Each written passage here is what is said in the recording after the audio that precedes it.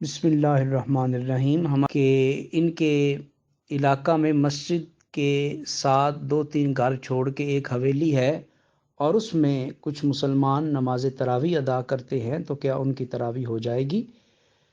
تو جواب یہ ہے کہ اگر مسجد میں نماز تراویح کا اہتمام کیا جاتا ہے اور قرآن حکیم نماز تراویح میں سنایا جا رہا ہے اور جو تراویح ادا کر رہے ہیں وہ باشرہ ہیں اور قرآن حکیم بہترین انداز میں پڑھتے ہیں، تو پھر ان بھائیوں سے گزارش یہ ہے کہ وہ مسجد میں ہی نماز تراویح کی کوشش کریں۔